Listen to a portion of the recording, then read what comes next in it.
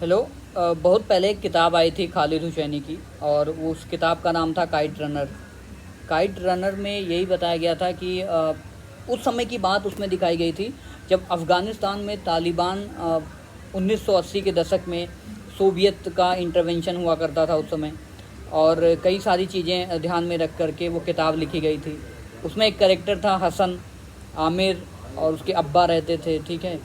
और वो हैरात का एरिया होता था, जलालाबाद की कहानी ना। तो ये सारे नेम जो है फिर से न्यूज़ में पिछले कई दिनों से है ना, कि तालिबान ने पूरी तरह से अफ़गानिस्तान पे कैप्चर कर लिया है।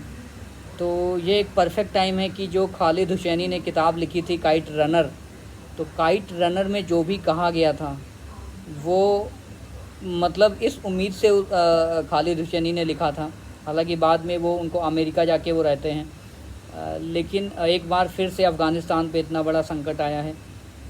तो वही कहानी, वही मतलब जैसे नहीं होता है कि एक नॉवेल जिसको हम जी चुके हैं, वही फेस अफ़गानिस्तान में फिर से निकल के आया है। तो इट्स वेरी सैड।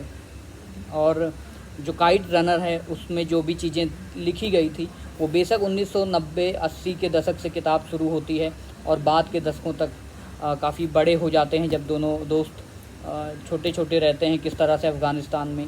उसके बाद की पूरी कहानी है। One of the best book है अफ़गानिस्तान या फिर तालिबान के इश्यूज़ को समझने के लिए, किस तरह से उनके एम्बिशंस थे और किस तरह से ह्यूमैनिटी को उन्होंने टॉर्चर किया, और अफ़गानिस्तान की सिविलाइजेशन को किस तरह से उन्होंने तबाह किया। तो काइट रनर और उसके बाद में खालिद हुसैनी की ये किताब वर्थ रिमेंबरिंग है इस टाइम पर।